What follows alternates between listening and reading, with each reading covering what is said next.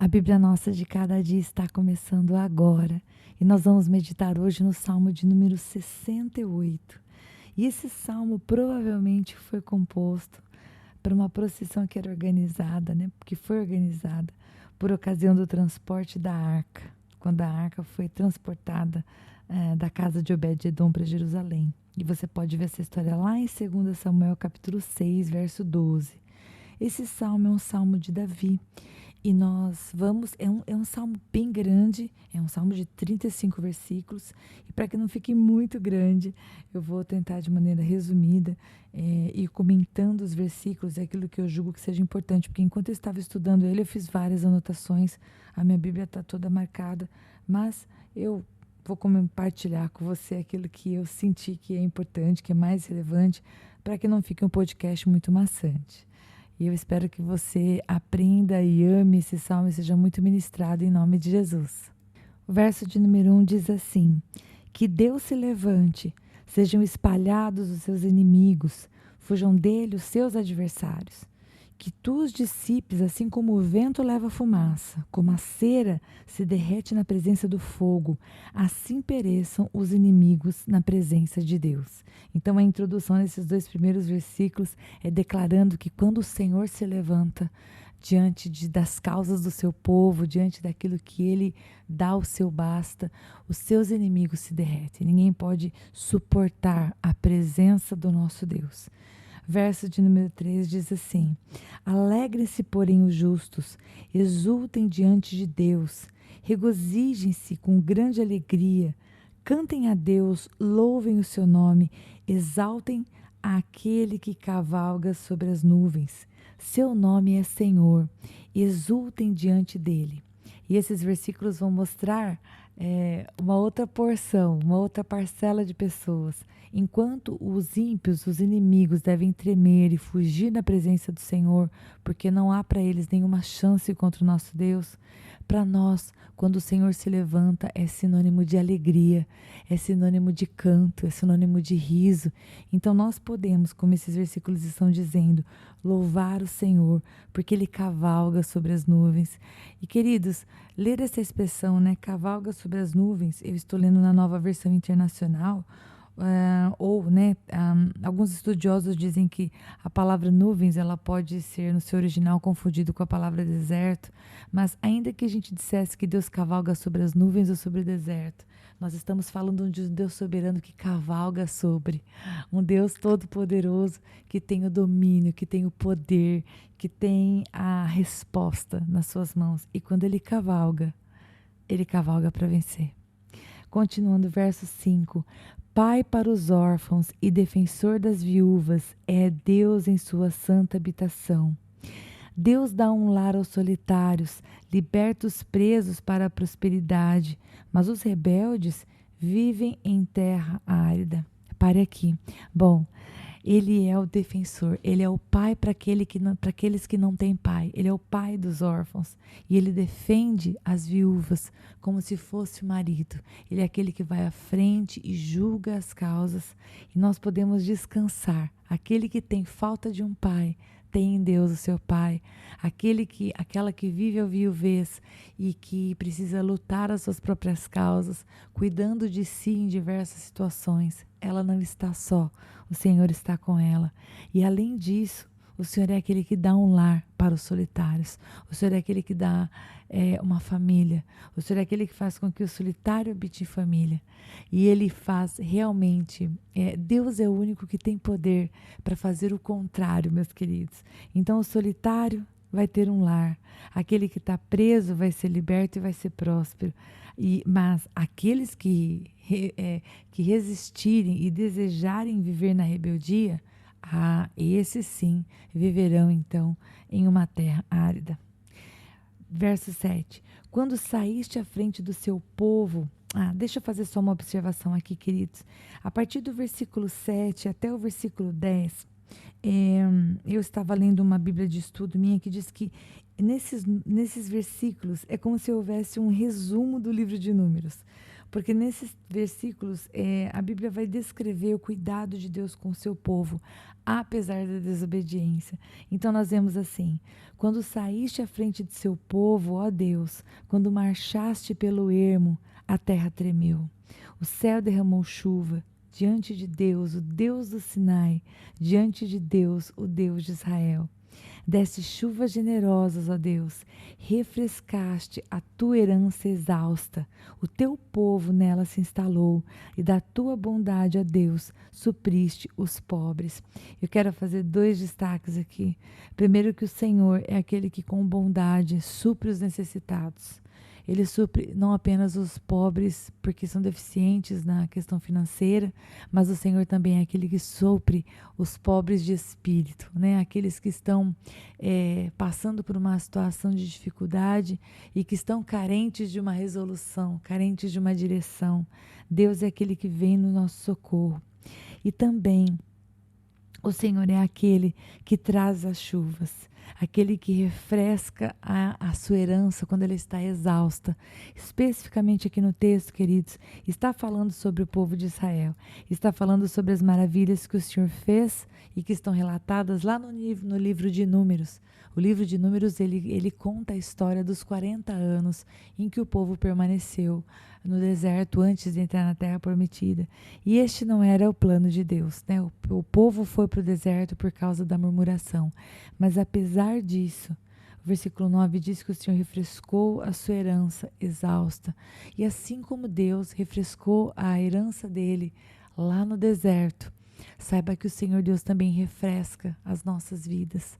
Refresca trazendo boas notícias, refresca nos trazendo paz no meio da guerra, refresca nos dando uma saída quando a nossa mente já não enxerga mais alternativas, refresca nos ajudando a olhar com um olhar otimista quando tudo aponta para a desgraça. Esse é o nosso Deus.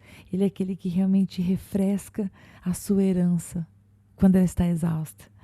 Glória a Deus por isso. Versículo 11. O Senhor anunciou a palavra e muitos mensageiros a proclamavam. Reis e exércitos fogem em debandada. A dona de casa reparte os despojos. Mesmo quando vocês dormem entre as fogueiras do acampamento, as asas da minha pomba estão recobertas de prata, as suas penas de ouro reluzente. Quando o Todo-Poderoso espalhou os reis, foi como neve no Monte Zalmon. Os montes de Bazã são majestosos, escarpados são os montes de Bazã.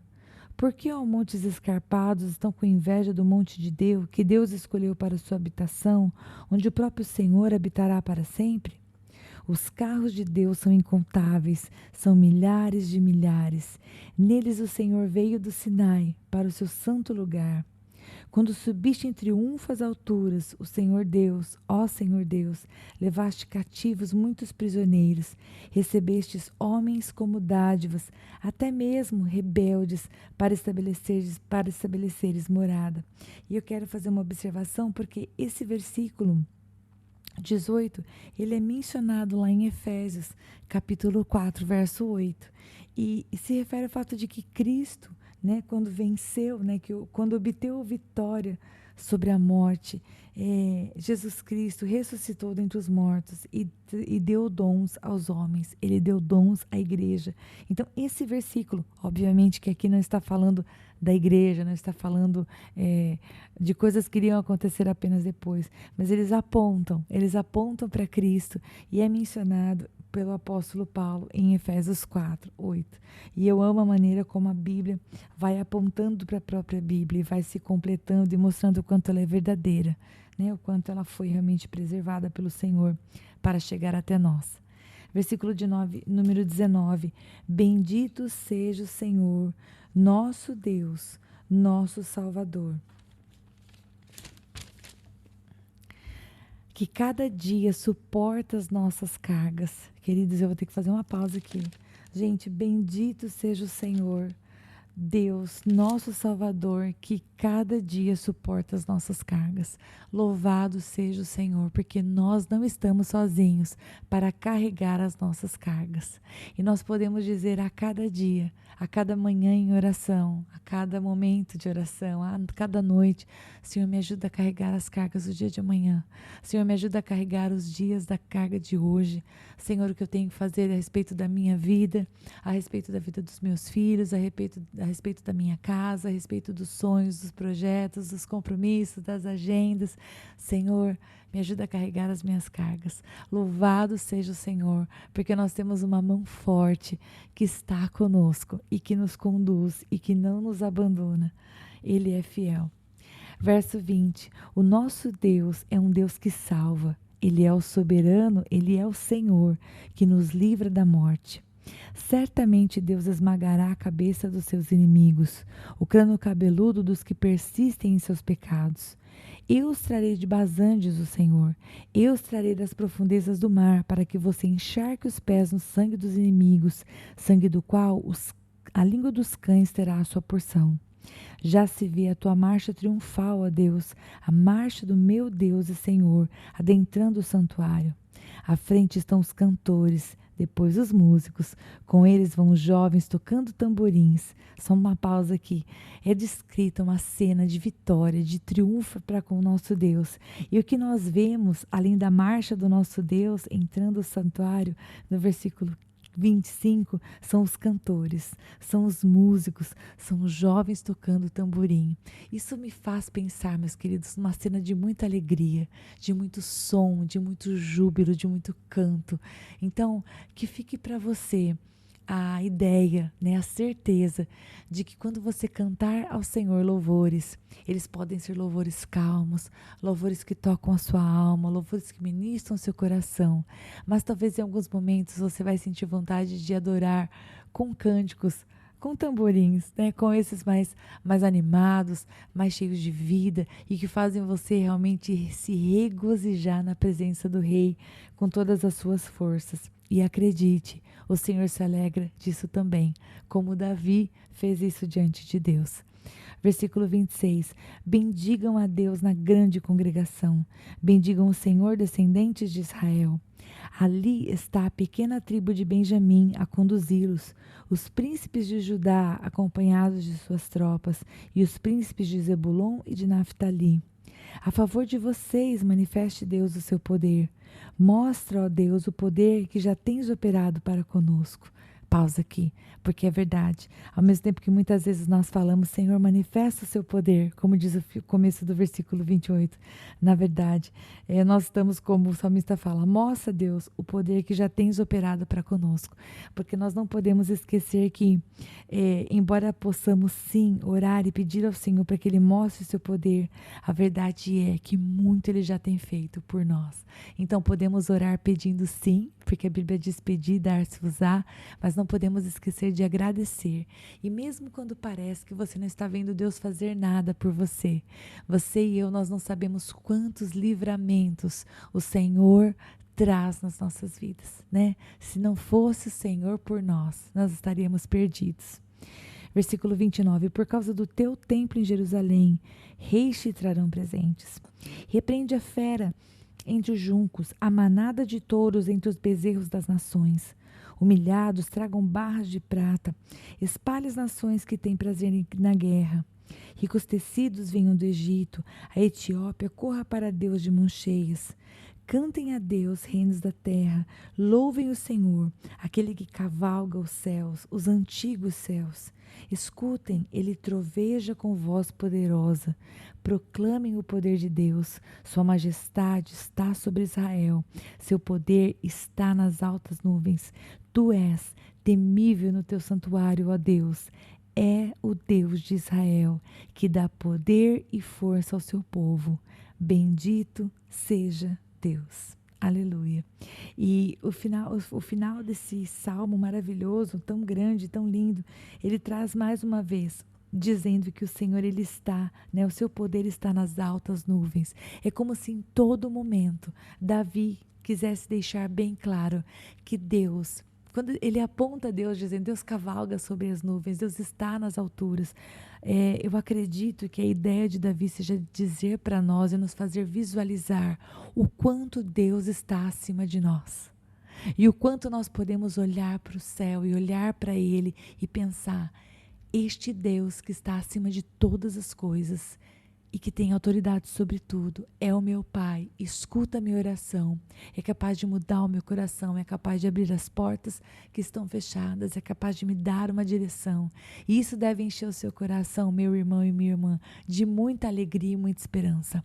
Deus é com você. Ele não está nos céus como quem está longe e distraído e distante. Jamais. O Senhor, Ele está perto.